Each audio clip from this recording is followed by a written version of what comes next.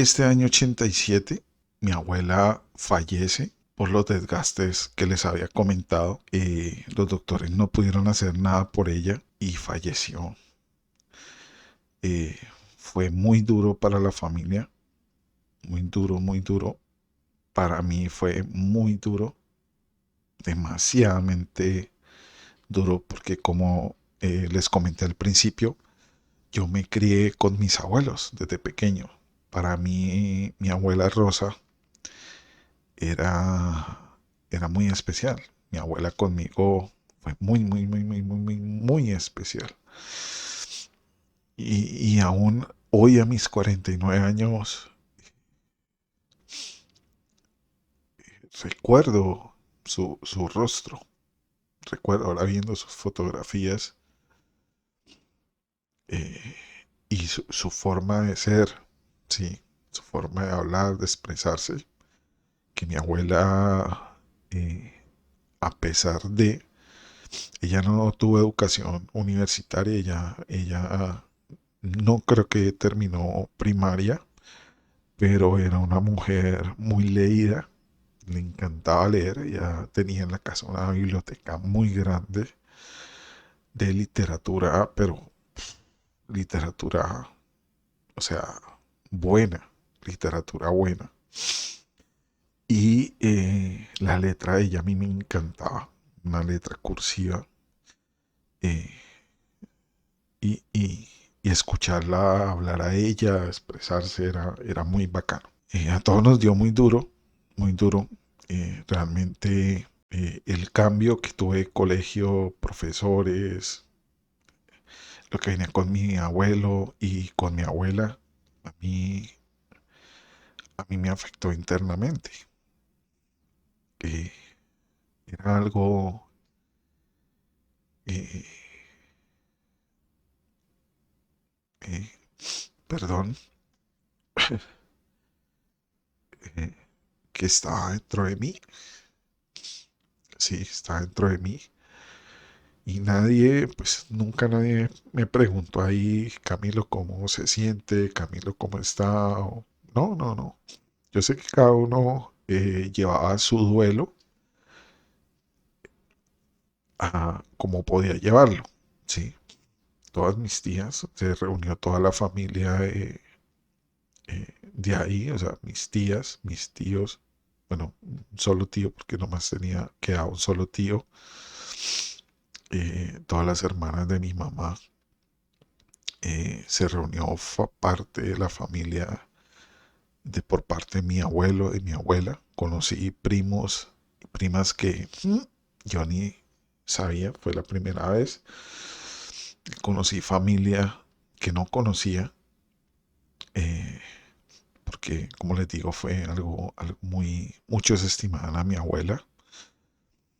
Y bueno, este, fue muy duro eh, llevar ese peso durante ese tiempo. Me afectó demasiado, demasiado, demasiado.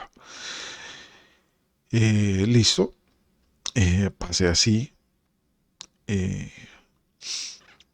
Realmente paso al año 88 en el Salesiano. Sigo al año 88. Ese año para mí, bueno, como se dan cuenta, para mí todos los años me ha tocado hacer una línea del tiempo, recordar cosas, y cada año tiene su cosa, ¿sí? Tiene su asunto. Y ese año 88 lo recuerdo bastante por varias cosas. La primera, bueno, ya ese año tenía 12 años de edad, un año muy, muy especial, muy, muy especial. Y ese año, en 1988, precisamente en el Salesiano, a nivel mundial, los salesianos celebraban, creo que los 100 años o el natalicio de San Juan Bosco. Si de pronto usted sabe o no sabe, los salesianos, la persona que fundó el salesiano es San Juan Bosco. San Juan Bosco, de Juan Bosco, que era un sacerdote católico, un sacerdote italiano, y él creó esa comunidad salesiana, donde él recogía huérfanos y niños de la calle o niños muy pobres y les daba una educación, formación en letras, literatura, varias cosas. Sí, la historia de él es muy, muy chévere, muy bacana. Si usted puede buscar y la ve. Y él tuvo un pupilo que era Santo Domingo Sabio. Santo Domingo Sabio era un muchacho, un niño, un joven, digamos, fue el pupilo de él, eh, digamos, la mano derecha de San Juan Bosco, y a ellos los canonizaron. Es San Juan Bosco y Santo Domingo Sabio. La historia de él también tiene muchas historias, hay mucha historia, mucha leyenda detrás de esos dos, detrás de esos dos personajes. Y ellos son, digamos, el baluarte del colegio salesiano a nivel mundial. Y ese año, que era, yo me acuerdo, son pancartas Don Bosco 88. Yo me acuerdo mucho de eso. Y pues allá se hacía misa obligatoriamente todos los días miércoles. Era misa para todo el colegio, todo el colegio, todo el colegio se reunía. Y eso fue un año de celebración por el natalicio de San Juan Bosco. Sí, esa fue una de las cosas. Ese año, o sea, descubrir eso, varias cosas, yo me hice muy amigo cuando yo llegué al Salesiano del padre John. El padre John era el coordinador de la primaria. En la mañana, pues el rector era el padre Carlos, que él también era coordinador en la mañana. Ah, no, el padre Andrés Rosa Summa, que también estaba ahí. Él también estaba ahí, pero era el coordinador de la mañana. El padre Carlos era el rector. Y el coordinador de la tarde era el padre John. Eh, yo me hice muy amigo del padre John. Él nos daba catequesis. Eh, allá comencé a tener o a sentir un llamado muy especial por las cosas de Dios. Sí. Eh, allá nos daban oportunidad de los que querían o sentían apoyar en la Eucaristía como monaguillos o sacristanes, ¿sí? Que son los niños que usted ve con túnicas y estola. Bueno, yo sé que pronto no sabe qué es estola, eh, que es como, sí, una túnica y, y que uno apoya al sacerdote durante la misa, durante la Eucaristía, ¿sí? Que es el que ayuda a pasarle el agua, el vino, a colocar la palia debajo para la comunión, todo eso, a recoger las limosnas. Eso es lo que hace un sacristán, un acólito. Un sacristán tiene un nivel más alto que un acólito. Y yo empecé como acólito. Allá comenzó, yo le ayudaba al padre John en las misas los miércoles en la mañana, porque también iba gente, aunque era la misa para los alumnos, también llegaba gente de afuera, que llegaba a esa misa. Y todos los días había misa de 6 en la capilla, abierta al público. Sí, abrían ya el público para esa misa. Y yo comencé a ayudar al padre John. Él me enseñó, a uno le enseñan cómo debe hacer, qué debía hacer, cuándo hacerlo durante las Eucaristías. ¿Sí? Y a veces uno también apoyaba en los salmos responsoriales, en las lecturas que hace, ¿sí? Por falta de personal o alguien que de pronto un laico no puede hacer. Entonces, le dan unos libros que es del misal, la lectura para ese día del Salmo responsorial. O sea, todo eso tiene una organización. Entonces comenzó a ser más atraído hacia las cosas de Dios.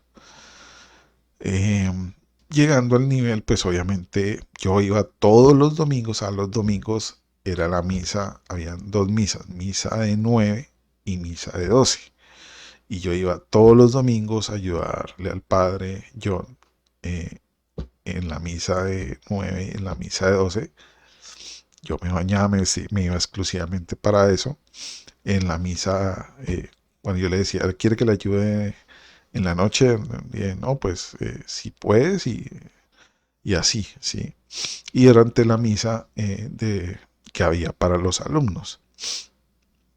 Eh, Todo eso me comenzó a atraer la catequesis, comenzaron a enseñar, como les dije al principio, el padre Andrés Rosa Zulma, también me alcanzó a dar catequesis a mí allá, le dio a mi tío Víctor, y me dio a mí.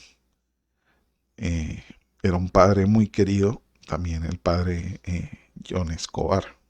John Escobar. Eh, y me comenzó a traer cosas, las cosas de Dios. Listo. Ese año, precisamente, hacemos un viaje a Bogotá, aprovechando mi abuelo tenía unos exámenes en Bogotá, unos exámenes especiales para otras cirugías, y nos fuimos toda la familia. Allá está todos. Y precisamente ese año, por eso le dije que para mí es un año muy especial, es una edad muy especial, lo recuerdo mucho, porque fue la primera vez que yo escuchaba, digamos, algo diferente acerca de Jesús, algo diferente acerca del Padre de Dios, ¿sí? Algo que uf, eh, me voló muchas cosas, ¿sí? Yo recuerdo una vez, aquí compartiendo, hablando con el Padre John, porque yo ya pensaba dentro de mí, yo ya pensaba que yo quería ser sacerdote, ¿sí? Comenzaba, y yo le comenzaba a hacer muchas preguntas a él acerca del seminario, el sacerdocio, todo el paso. eh, yo creo que él veía en mí, digamos, esa madera, esa pasión.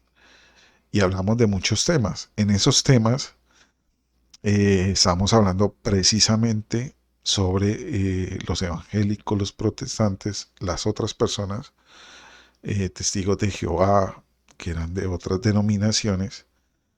Y, y él me dijo, mira, la otra gente, los protestantes, los evangélicos, todos ellos que no son católicos, ellos piensan que tienen a Dios, pero no es así. Entonces a mí me dejó, yo le dije, ¿cómo así, padre? ¿Por qué?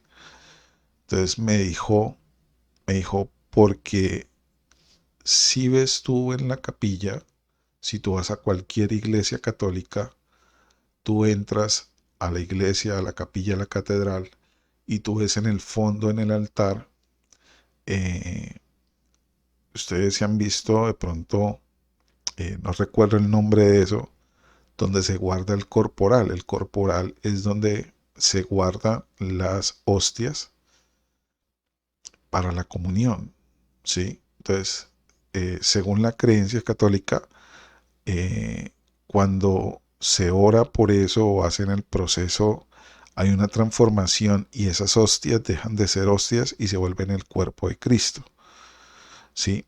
Hay una transfiguración, digamos, ¿sí? Eh, y ellos piensan que Dios ya habita ahí. Dios ya habita ahí. Y por eso lo guardan ahí, en ese corporal y en esa, no recuerdo el nombre, eso tiene como una puerta de caja fuerte, eso lo ponen dorado con el símbolo del papal, todo eso. Y eso lo guardan con llave. Y al lado, si usted ha visto, siempre hay una lucecita o como una velita encendida. Cuando está esa lucecita encendida, eso significa que la presencia de Dios está ahí. Entonces él me dijo, por eso ellos no tienen a Dios, porque la presencia de Dios habita acá. Por esa lucecita te das cuenta y sabes que Dios habita acá, porque allá habita Dios. Y a mí me dejó eso, uff, ¿sí?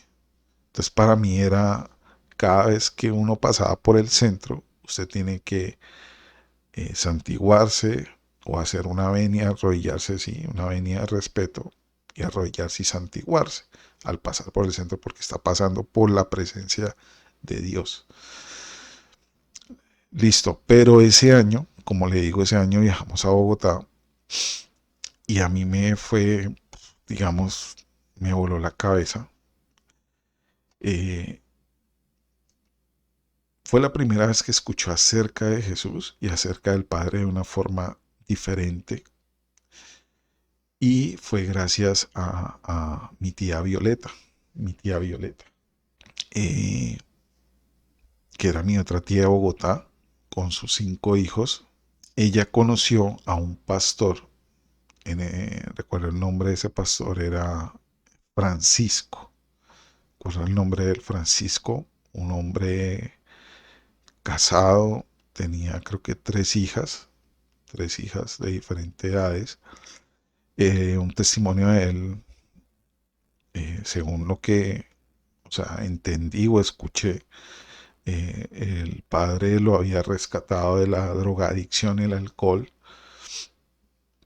y obviamente había perdido su familia, o sea, él recuperó su familia, recuperó la cordura, ya no era alcohólico, ya no era drogadicto y se ha dedicado a eh, compartir, compartir de Jesús y de Dios, compartir la palabra, sí. Y él hacía unas reuniones pequeñas en el garaje de su casa, allá en Bogotá. Creo que era en el norte, no recuerdo si eran en la séptima con 70, no recuerdo bien, pero era muy bonito por ahí. La casa también muy bonita. eh, y hacía las reuniones exclusivamente, éramos muy pocos, era toda la familia de nosotros, que eran prácticamente todas mis tías, mi mamá también. eh, no, mi mamá no estaba, mi mamá estaba trabajando en la ciudad, se ha quedado en la ciudad. Y sí estábamos mi tía Violeta, mi tía Fleria, mis primos, habían otros familiares también. eh, y el tipo comenzó a hablar de Jesús, cogiendo la Biblia y hablando, o sea, las cosas realmente claras. O sea, para mí me clarificó tantas cosas acerca de Jesús y el Padre. Sí, que comencé a ver la Biblia de otra forma. Yo nunca había cogido una Biblia. Como les dije, la había cogido era para ver los dibujos, las pinturas, pero nunca así para leer o conocer. No sabía ni qué decía una Biblia. Sí, no sabía ni por dónde, sé que era antiguo y no te saben, pero no tenía ni idea qué era eso, sí, ni qué hablaba, nada. Pero el tipo comenzó a clarificar muchas cosas. Entonces, para mí fue la primera vez que escuché hablar acerca de Jesús y del Padre. Sí, y ahí fueron varias cosas, sucedieron varias cosas, charlas con él también, preguntas como le dije, para mí fue un... Entonces mi mente tuvo un cambio de chip. Ahí, de lo que yo creía antes, que eran las creencias que me habían inculcado mis abuelos, ¿sí? Ahora a estas creencias que estábamos recibiendo, que nos estaban revelando eh, un nuevo Jesús, un nuevo Padre, nos estaba revelando, ¿sí? Que nunca nos habían dicho ni, o sea, lo que yo he aprendido del catolicismo, lo que he aprendido allá, para mí eso me voló la cabeza. Y cuando leo que Dios está diciendo que a él no le gustan los ídolos, todas estas cosas, eso para mí fue como, o sea, me estalló a mí la cabeza, me estalló mi cabeza. Imagínese un muchacho de 12 años, un niño, bueno, un niño, no era un muchacho, era todavía un niño de 12 años. Entonces imagínese usted, yo regreso a mi ciudad, regreso a mi colegio salesiano, católico, apostólico y romano, y voy con otra mentalidad, ¿sí? Voy con otro chip y comienzo a tener conversaciones eh, teológicas con el padre John, imagínese, mi profesor de catequesis, mi amigo, porque yo lo bueno, lo consideré mi amigo, él ya no está, él ya está durmiendo, eh, pero fue una persona bastante especial, la pasión que se le veía a él de transformar la vida de los niños. Él era original de Antioquia, se le nota a lo paisa, pero ese amor por la juventud, por el deporte, él siempre inculcó el deporte, el salir adelante, el ser mejores personas, la ética, la moral. El padre Andrés Rosasuma también, o sea, eso sí, pero ya en cuestiones que hablamos de teología, ya habían diferencias, habían comenzado a haber diferencias. Y teníamos conversaciones. Imagínense un niño de 12 años teniendo esas conversaciones. Pero él siempre hablamos en amor, ¿sí? Nunca ni él quiso ser más, ni nunca, digamos, eh, a romper o a despreciar lo que yo le decía. Jamás, jamás, jamás. Sí. Entonces, para que usted entienda esto que ha comenzado a suceder, ¿sí? Ya desde más pequeño, todo lo que está comenzando a suceder. ¿Listo? Algo que pasó ese año también eh, fue que eh, hubo un fin de semana, mi papá le dijo a mi mamá que me invitaba a un paseo, que quería que fuera un paseo con él. Entonces que me esperaba en la casa de mi abuela paterna, ahí en la casa de la mamá de él.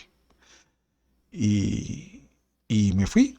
Yo me acuerdo que me fui, bueno, fue en un taxi, en un carro que me fueron a dejar allá, con todavía 12 años. Eh, yo llegué allá y vi un poco de gente que para el paseo, un paseo de olla, sí, un paseo de olla que ya colombiano, donde usted lleva el neumático, la llanta, para irse a bañar al río. Y eso había un poco de gente ahí de vecinos de mi papá, de mi abuela Raquel. Y bien, entonces salimos y nos fuimos, una patota bastante, eran como unas 20 30 personas. Y nos fuimos para el río. Y allá nos estamos bañando cuando llegaron otras personas y venía una niña ahí, una niña. Y yo veo que ella se metió y llegó y se acercó a mi papá y cogió y lo abrazó y le dijo, hola papi, y le dio cipote de beso. Eso para mí fue supremamente, O sea, yo entré de mí y yo dije, ¿what? O sea, ¿qué está pasando? Y me dijo mi papá, me dijo, mire, le presento a su hermana Olga. Yo, hola, ¿cómo estás? Hola, Camilo. Ya ella sabía quién era yo, pero yo nunca supe de ella hasta ese día, hasta ese año, sí, que tenía una hermana y ella era menor que yo. Bueno, ese fue uno de los baldados de agua también.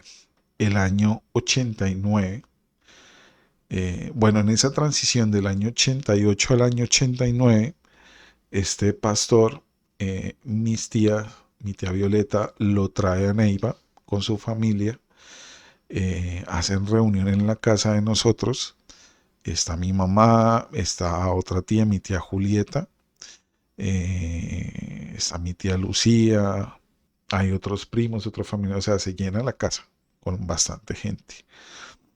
Sí, de ahí del barrio, conocidos también, de la familia. Y este tipo, pues, comparte eso. O sea, venía recibiendo más y más y más y más cosas. ¿Sí me entiende? Para mí estaba absorbiendo, absorbiendo, absorbiendo. Listo, ya la transición al año 89, bueno, ya mi mamá también comienza. Me acuerdo que ese año, cuando fue Francisco allá, el pastor Francisco, yo no, realmente no sé qué pasó de la vida de Nana, no volví a saber de él ni nada. Ese año, a raíz de lo que había yo leído en la palabra, en la Biblia, de que a Dios no le gustaban los ídolos, ni nada, ni la idolatría, ni nada de eso, yo llegué y cogí y le recogí todos esos santos que tenía mi mamá debajo del lavadero, que durante años, yo siempre desde pequeño había visto que mi abuela lo tenía y mi mamá también lo tenía y mis tías que estaban ahí, siempre ellas, siempre, siempre, y eran de camándula, siempre.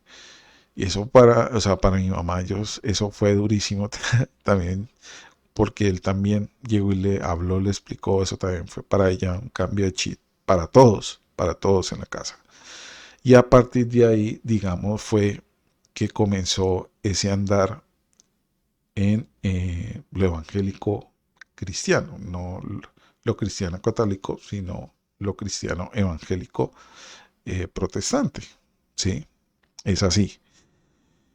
Eh, pero sin asistir a ninguna. Fue lo que nos enseñó Francisco, lo que nos dejó y listo. Ese año de transición, en el año 89, yo ya tenía 13 años de edad y ese año ocurrió algo. Mi mamá fue hospitalizada también de emergencia, un problema creo que en el útero, creo que le estirpaban el útero. Era una cirugía bastante complicada, el cuidado era bastante complicado, creo que era más de un mes, creo que eran 3 meses que se tenía que cuidar y a mí ese tiempo, a mí me tocó quedarme solo en mi casa, solo. No recuerdo por qué fue. eh, eh, mi tía Lucía, ella estaba casada, pues ella tenía sus cosas. Ella, recuerdo que ella, a veces ella me llevaba eh, comida, el almuerzo o la cena. eh, sí, el almuerzo, la cena. A veces iba y me recogía pues para ir al colegio. Como les digo, yo ya me iba a pie junto con todos mis compañeros, nos íbamos a pie y volvía a pie. Y esos 3 meses fueron 3 meses solos en mi casa. Bueno, yo ya por lo que a mí me habían enseñado, a barrer, a trapear, yo mismo lavaba mi ropa a mano, hacía aseo en la casa, o sea, mantenía así. Cocinar, sí, no. Yo cocinar, esa no, no sabía ni calentar un agua. Sinceramente no sabía. Pero sí sabía hacer las otras cosas. Entonces por eso mi tía me traía el almuerzo, me traía la cena. Fue un tiempo muy especial, demasiado especial. Durante ese tiempo eh, comencé a tener una sed de buscar a Dios, de saber más de Él, de conocerlo más a Él, conocer más acerca del Padre, conocer más acerca de Jesús. Y esa fue la primera vez que yo leo la Biblia. A mí, mi tía Violeta, en una avenida Neiva, cuando ella vino con el pastor Francisco, ella me regaló una Biblia, una Reina Valera del 60, ¿sí? Pequeñita, me acuerdo que era como así, como mi mano, así de grande como mi mano. Eh, este, de esas de forro negro, papel finito, muy bonita. Y ella traía también en rojo las frases o lo que decía Jesús, con Antiguo Testamento y Nuevo Testamento. Y fue la primera vez que yo leí la Biblia durante esos 3 meses.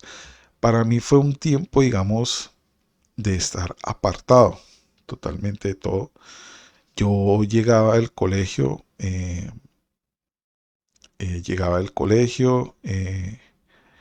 me ponía en la tarde a hacer pues las tareas, lo que tenía que hacer, eh, organizaba y después yo me encerraba en mi cuarto, colocaba música. En esa época ya empezaba a sonar pues Marco Witt, Danilo Montero. A mí me encantaba escuchar a,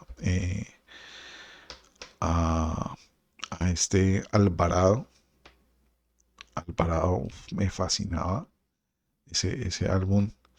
Eh, Música que conseguí grabando unos cassettes de unos primos en Bogotá, de mis primos de Bogotá. Ellos ya tenían musiquita cristiana, entre comillas, cristiana evangélica, entre comillas, y ya empezaba a sonar. Entonces yo tenía unos caseticos, ponía mi cassette, yo me encerraba y me ponía a leer mi Biblia. Yo empecé a leer la Biblia desde Génesis, desde Génesis. Algo que yo quiero aclarar acá y hacer un paréntesis en esto es que yo hasta ese momento, yo no había tenido una formación, no estaba, no asistía, ni mi familia ni yo asistíamos a ninguna congregación, a ninguna denominación, nada, solamente tenía en mi cabeza lo que ha recibido el catolicismo, que fue roto puf, por el conocimiento de Jesús y el Padre a través del pastor Francisco. Y ese rompimiento lo vino, digamos, a multiplicar, a trascender la lectura de la Biblia. Nadie me dijo empiece por acá o como nada. Yo llegaba, oraba, le oraba al Padre como me ha enseñado. Háblele lo que usted siente en su corazón, realmente lo que usted, nada repeticiones vanas, no novenas, nada de eso, nada, nada, nada, nada. Y yo comencé a orar por mi mamá, comencé a orar por mi papá, comencé a orar por muchas cosas. Yo recuerdo, ni oraba por mí, yo no oraba por mí, yo oraba por los demás. Y fue un momento muy bonito, muy especial y comencé a devorar esa Biblia. Uf, yo llegaba y yo leía, o sea, hasta 10, 11, 12 de la noche. Levantaba para el colegio el otro día, venía, almorzaba, hacía tareas rápido. De una vez me acostaba, me sentaba a seguir leyendo durante ese tiempo, ¿sí? Y eso para mí fue porque comencé a leer tantas cosas y a mí me dejó, yo no, o sea, yo nunca había leído eso. nunca la había leído, no, no conocía todo lo que me decía acerca del Padre, lo que me decía acerca de Jesús, nada, comencé a conocer muchas, muchas cosas, ¿sí? Y eso, yo iba y visitaba a mi mamá en los días de visita que me permitían. Yo bajaba hasta la clínica y la visitaba, le llevaba alguna cosita, porque mi tía Lucía me daba, yo le compartía cositas a mi mamá, ¿sí? Cositas, porque ella también estaba muy rezagada en muchas cosas, que ella apenas estaba abriendo a este conocimiento, ¿sí? Entonces, para mí ese tiempo, ese año 89, esa transición del 88 al 89 y el 89 a mis 13 años, eh, a mí nunca, nunca se me olvida hasta hoy en día. Eso para mí ha trascendido en tantas cosas. Esa lectura realmente ha sido bestial, bestial de verdad. Ha sido muy, muy, muy, muy, muy bestial. Eh, Listo, de ahí ya al año 90, que ya realmente el año 90, pues ya tengo 14 años. eh, Hubo muchas cosas en mi vida, hice estupideces a esa edad, pero todavía seguía siendo un niño de casa, un niño de casa, ¿sí? Ese año me acuerdo también por el Mundial de Italia 90, eh, por mis compañeros, ese fue el boom. Para mí ese mundial fue muy bueno, fue uno de los mejores mundiales, y con mis amigos y compañeros de colegio, sí, del barrio. Entonces, tengo muy bonitos momentos de recuerdos de esos momentos. En el año 91 ya tengo 15 años de edad. Ese año ocurre, pues, desde que mi abuelo tuvo el accidente hasta ese año fueron casi, eh, que yo son, no he contado, permítanme cuento acá. Serían 1, 2, 3, 4, 5, 6 años. Fueron 6 años que mi abuelo estuvo postrado en cama. Eh, Durante ese tiempo de cuidado, mi mamá fue la que estuvo pendiente de mi abuelo. Bueno, cuando le tocó la hospitalización de ella, y pues él estaba en Bogotá. Pero cuando él estaba acá, ella era la persona que lo bañaba, lo afeitaba, lo aseaba, le cambiaba los pañales, lo vestía, le daba de comer, todo. Para ella fue un tiempo demasiado duro. Ella lo cargaba sola, ella lo cargaba sola. Eso a mí, esos son momentos que eh, yo le decía, yo la ayudaba. Un momento ya cuando no, yo lo cogía a mi abuelo de los pies y mi mamá lo cogía. Y a veces lo sacaba a darle vueltas en la silla de ruedas por el barrio. Pero ya ese tiempo mi abuelo murió el 1 de enero. El 1 de enero del año 91. El 1 de enero íbamos a hacer ese día un paseo de olla, que se tenía costumbre el 1 de enero hacer un paseo de olla con la familia para recibir el nuevo año. Y mi abuelo se agravó. eh, no pasó eh, ese día y él falleció. Eh, También fue muy duro para la familia, pero también fueron 6 años durísimos para mi abuelo. Como le digo, mi abuelo, él quedó prácticamente en los huesos.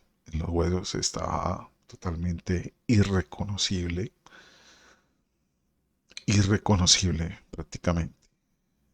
Y no, no, no, no. Sí, mi mamá también estaba completamente desgastada físicamente, mentalmente. económicamente también, que ya estaba trabajando aleatoriamente para una empresa del Estado, pero realmente no. Ese año que murió mi abuelo, por cuestiones de cosas que pasaron, pues, por mi adolescencia, mi adolescencia, eh, mi papá decide, eh, pues, hablarle a mi mamá de que se venga a vivir con nosotros en la casa paterna de mis abuelos. Y después de todos estos años, mi papá decide venir a vivir con nosotros en la casa. Sí, mi papá vuelve. Bueno, se hace el trasteo, él se viene a vivir con nosotros. Para mí,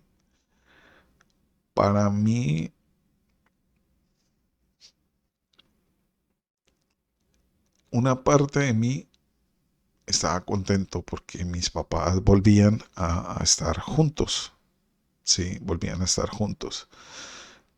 Pero también había otra parte donde, pues, yo decía, hombre, mi papá, bueno, tengo 15 años, eh, me, él, o sea, quiere venir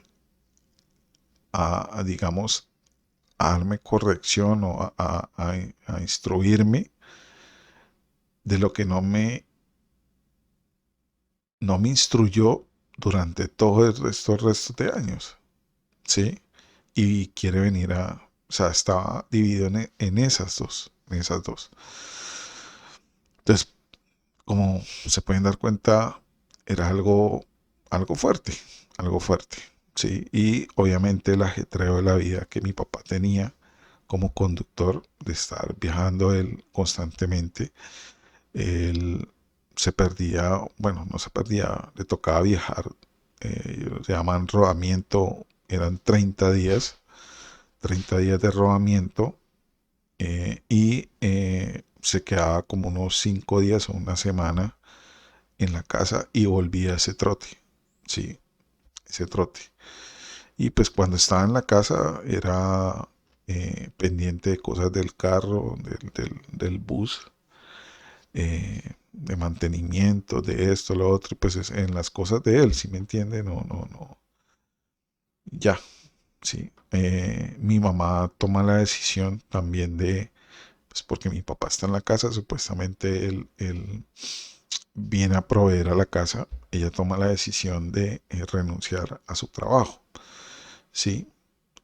Y dedicarse a ser ama de casa, ¿sí? A, a lavar, a trapear, a barrer, a hacer la casa, a lavar la ropa de nosotros, a eso, ¿sí? Y que mi papá, pues, era supuestamente el que va a proveer todas las cosas, ¿sí? Eh, Listo, yo seguía en el colegio salesiano. Para el año 92, eh, yo seguía siendo ya sacristán del salesiano. Yo asistía en varias misas, ¿sí? A pesar de lo que ya había leído en la Biblia, para mí sentía que le estaba sirviendo a Dios, a pesar de yo no estaba de acuerdo con varias cosas que se hacían durante la Eucaristía, pero, o sea, sí, pero bueno. Y eh, recuerdo, porque nunca se me va a olvidar, eh, yo asistí al rector del colegio, al rector del colegio en ese entonces, que era el padre Carlos, un temperamento bastante fuerte. Nunca pudimos llegar como a tener yo a tener un acercamiento con él. Sí, eran muy, muy distantes. Y no me acuerdo por qué yo terminé asistiéndolo en una Eucaristía. Eso fue precisamente un domingo, una Eucaristía de domingo a mediodía, que era la misa de domingo de mediodía era la más la más importante, era la más importante. Eh, y creo que no había, no recuerdo, creo que estaba solo, creo que no había nadie más disponible y me ofrecí a asistirlo en la Eucaristía como sacristán. Recuerdo, hay un momento en la Eucaristía cuando se va a hacer, él hace el lavamiento de las manos, hay bueno, un proceso que se hace ahí y también le paso el agua y el vino para que él haga ellos mezclan el agua y el vino. No recuerdo qué fue lo que sucedió. No, realmente no recuerdo si fue que se acabó el vino y él esperaba más vino, ¿no? O se acabó el agua y él esperaba. No, no recuerdo, sinceramente no lo recuerdo, pero sí me acuerdo que él llegó y me volteó a mirar ahí entre nosotros. Pues nadie más escuchó, nadie más se dio cuenta de eso, solamente eran nosotros. Y me volteó a mirar y me dijo, usted sí, ateo tenía que ser. Por eso yo no quería que estuviera acá. Y me da a mí que me dio una piedra. De la piedra que a mí me dio, realmente el mal genio que a mí me dio, le dejé tirado ahí todo, salí y me fui para la sacristía y me quité todo y ya no volví, no volví. Desde a partir de ahí yo nunca más volví a servir como sacristán o acólito en una misa. Ni siquiera para el padre John, ni siquiera para el padre John, que éramos amigos. Y él después, el padre John, me preguntó que estaba extrañado, que qué pasa. Yo le comenté y él me dijo, pero es que Carlos es así, él no, gracias padre, pero no. Y de ahí, hay varias cosas, yo ya me sentía incómodo, incómodo en el colegio, realmente ya me sentía incómodo. Y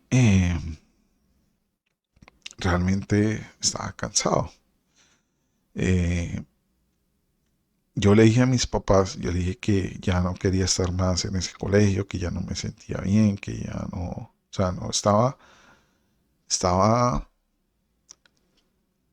no sé, en mi cabeza estaba tan perdido de tantas cosas porque estaba pasando interiormente por muchas cosas. Yo en mi adolescencia, estaba en mi adolescencia y estaba pasando por muchas cosas, muchas, muchas cosas. Una de esas, con decirles, eh, yo le tenía miedo a las niñas. Sí, de pronto usted se puede reír, porque siempre que hablo de esto, se ríen y no pueden creer lo que yo le haya tenido. Sí, yo le tenía miedo a las niñas. Yo no podía tener una conversación con otra niña, ¿sí? Eh, Ni siquiera con o sea, ni mis primas de mi misma edad, ¿sí me entiende? Yo hablaba con mis primas mayores, pero con niñas de mi misma edad no podía tener una conversación. Yo no la volteaba a mirar a la cara, no, yo miraba para otro lado, iba para otro lado, sí. Eh, no podía, realmente, no. Eh, entonces, y yo veía que mis otros amigos en esa época ya algunos le estaban cayendo a las chicas, estaban interesadas en peladas del barrio, porque ahí teníamos niñas de otros colegios, del colegio de la Presentación, del María Auxiliadora, y es más, para los meses de mayo hay una costumbre entre el Salesiano y el María Auxiliadora, porque el María Auxiliadora también viene, digamos, de la misma comunidad salesiana. Los dos colegios se unían, el María Auxiliadora es un colegio de niñas y el Salesiano un colegio de varones, y se hace una marcha, una procesión en conmemoración de la Virgen María Auxiliadora. Entonces íbamos de un niño y una niña juntos con su farol y eso, y rezando el Santo Rosario y eso. y muchos aprovechaban para echarle el cuento, hablar con la chica, yo no. Me acuerdo que varias veces la pelada me hablaba y yo, yo callado, yo volteaba a mirar para otro lado, pero no, no, no, no, no, no, no, sí. Entonces, eso sumaba varias cosas por las cuales estaba pasando y mi papá ni mi mamá, pues tampoco ellos,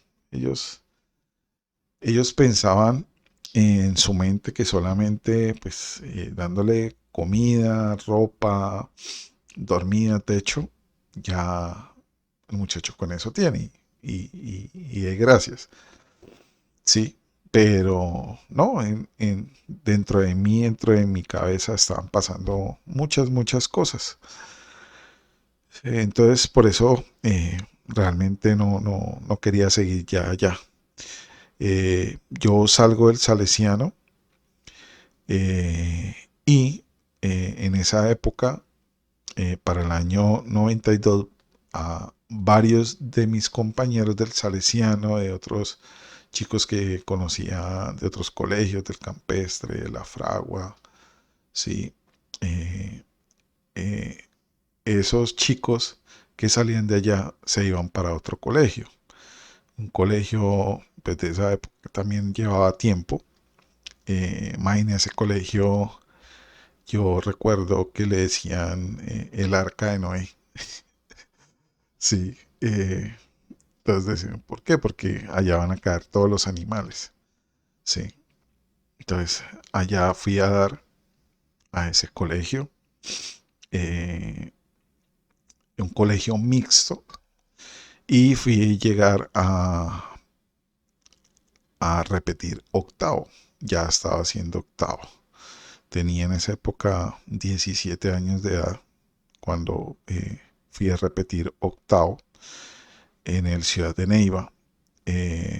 Para mí también fue muy duro, porque como le digo, fueron tantos años.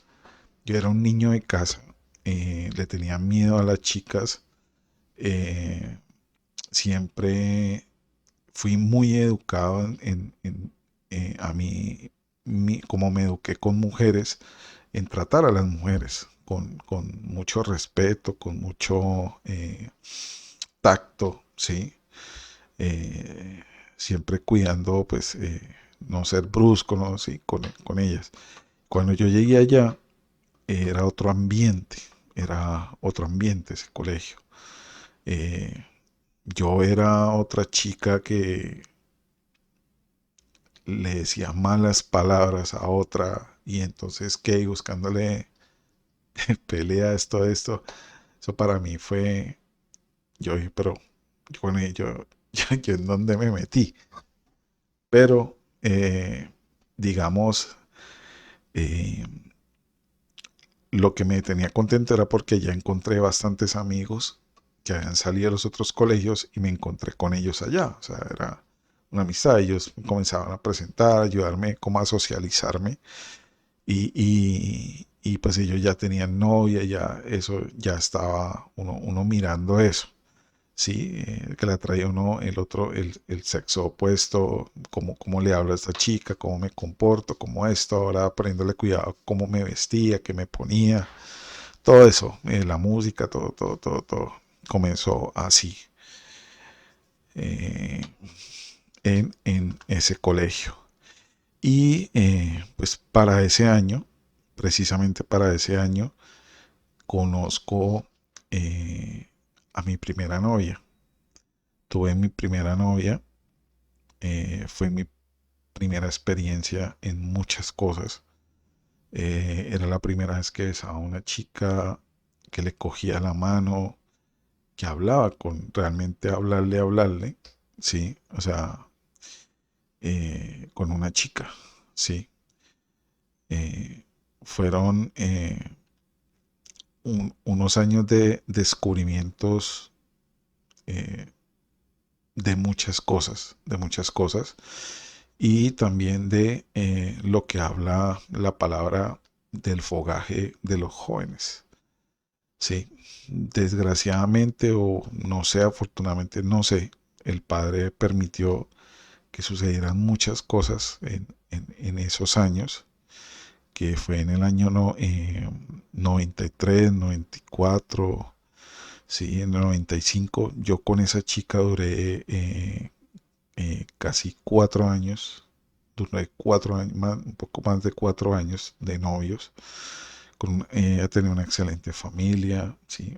También tenía unas hermanas, un hermano.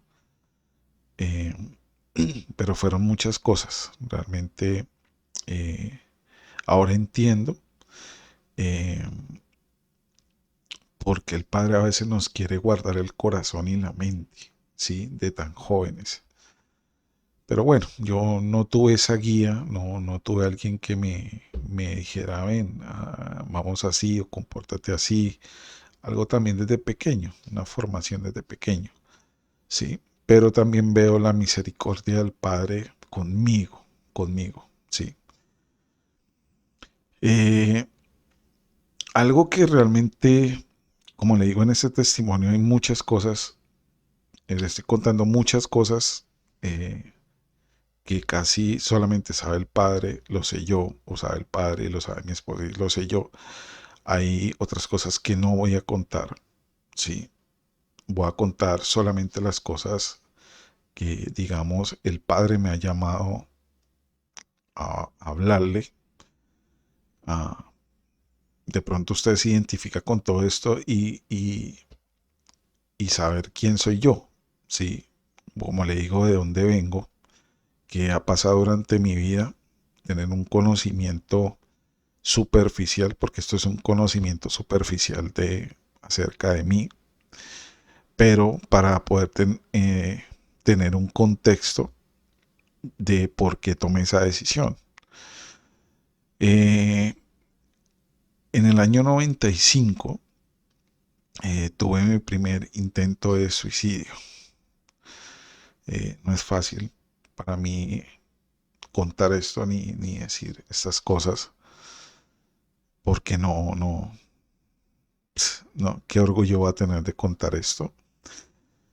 Como le dije, estaba extraviado, no estaba sin rumbo, no tenía realmente una guía, sí, vivía con mi papá, mi mamá, pero no cada uno en lo suyo, a lo que, como le dije, a veces nosotros los padres creemos que solamente con darle comida, techo, ropa, estudio a nuestros hijos y las cosas que necesitan materiales, ya con eso tiene. Pero realmente no es así y eso me he podido dar cuenta hoy en día. Sí. Eh, Termino mi bachillerato, eh, el grado 11. Acá voy a mostrarle unas fotos de mi grado 11. Aquí está, esta soy yo a la edad de, esto fue en el año 96, a la edad de 20 años. Yo me gradué de 11 a los 20 años. Este año, ahí está viendo usted la cara de un muchacho que, primero, feliz porque me gradué por fin de bachillerato. Sí. Eh, por otro lado, eh, descontento. Eh, ¿Por qué? Porque para mí fue una situación, yo creo que una de las situaciones que también me empujó a salir del Salesiano, a cambiarme de colegio, y era la situación económica que estábamos viviendo. Eh, ya en el Salesiano había muchas veces meses que no se pagaba pensión, ¿sí? Y a mí me daba cosa tener que llegar al colegio porque no se pagaba pensión, porque siempre eh, el coordinador académico me decía, Camilo, o mandaban en la agenda escrito que están cobrando. Y bueno, Eso a mí me da presión de muchas cosas. Ya a mí me tocaba utilizar ropa prestada de mi papá. Bueno, prestada no, yo me tocaba sacar unos pantalones de él, camisa o zapatos de la dotación que le daban la empresa para yo vestirme.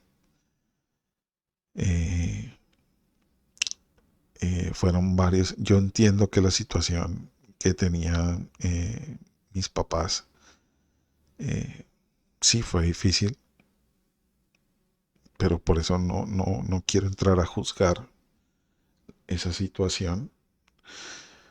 Pero para mí era difícil, un muchacho donde estaba digamos, en el entorno que estaba manejando juvenil, que los muchachos les daban su ropa, su estreno, llamamos el estreno de diciembre, enero, o bueno, al menos bien vestidos, ¿sí me entiende? Pero ropa de ellos, que le compraban ropa de ellos. A mí no. Yo me gradué de 11, tuve la graduación de 11 porque mi mamá le estuvo pidiendo dinero a unos familiares que ellos me ayudaron, unos primos en segundo grado por parte de mi abuelo. Eh, Eso lo supe fue después.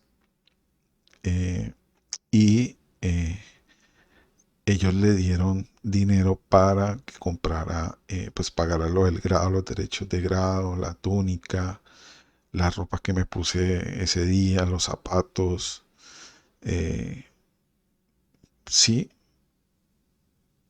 eso eh, a mí a mí personalmente no me hacía sentir bien eso. Sí, bueno, no sé, yo respeto el concepto de cada uno, pero yo no estaba contento. Aquí estoy yo, está mi papá, está mi mamá, ya en esa época, ven don Alfonso y la señora Ceci, en la cara que tenía. Y bueno, yo termino mi bachillerato, me graduó y ya venía hablando con unos compañeros del colegio que si nos íbamos a presentar al ejército. Sí, al ejército tenía, siempre me han llamado la atención las armas, o sea, las armas referente a estar en las Fuerzas Armadas y ya habíamos cuadrado con varios amigos que nos íbamos a prestar servicio. Sí, otros se habían ido para la escuela de cadetes, estaban allá, pero yo también quería probar antes de, porque ya me han dicho que la escuela de cadetes era bastante dura. Y así fue. eh, bueno, un favor que me hizo un familiar, me pude quedar, porque eso era por sorteo a donde lo enviaban a uno, para quedarme en, acá en la ciudad a prestar servicio militar. Eh, Realmente fue un tiempo bastante duro.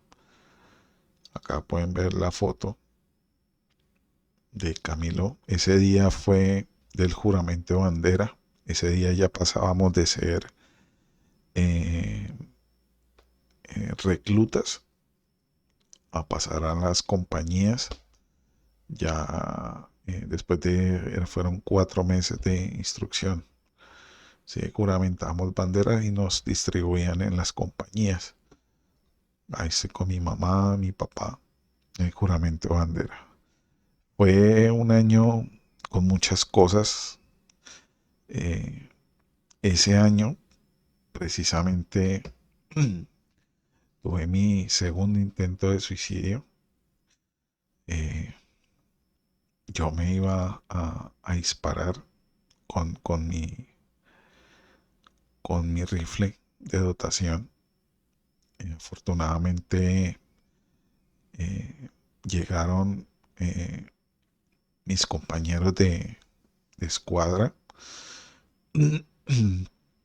y evitaron que hiciera eso. Sí, fueron momentos duros por varias cosas. No, como le digo, no venía bien, no estaba bien. Tenía muchas cosas en mi cabeza, en mi corazón, que me estaban afectando.